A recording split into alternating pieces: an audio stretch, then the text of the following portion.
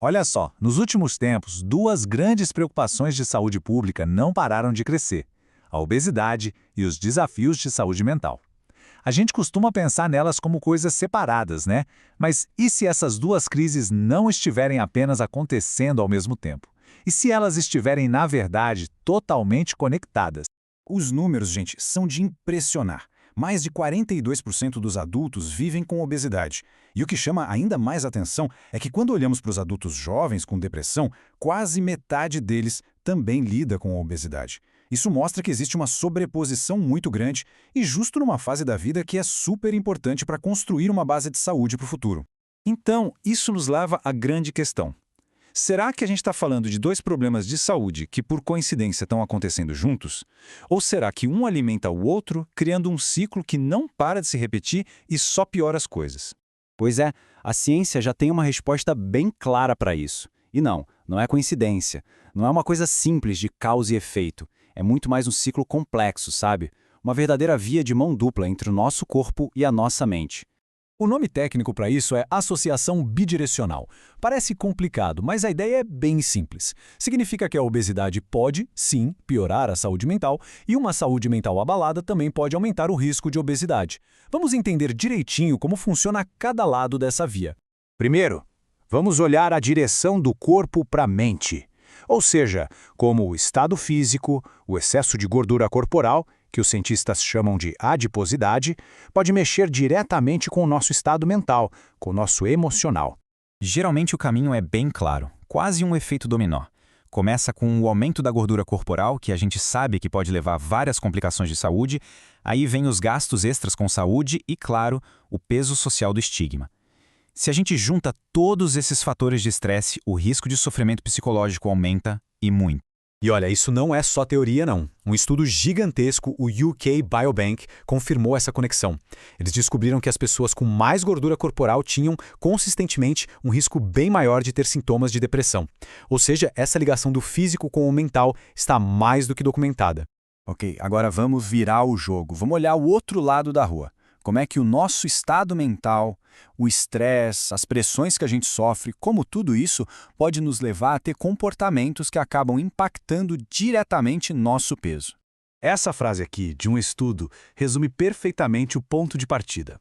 A pressão da sociedade para a gente atingir um ideal de corpo que, vamos ser sinceros, muitas vezes nem é real, essa pressão é enorme. E aí, o que acontece? Muitas pessoas acabam buscando soluções que parecem mágicas, mas que são bem radicais. É aqui que entram as famosas dietas da moda. A promessa é sempre incrível, né? Resultados rápidos, milagrosos. Só que a realidade é outra história.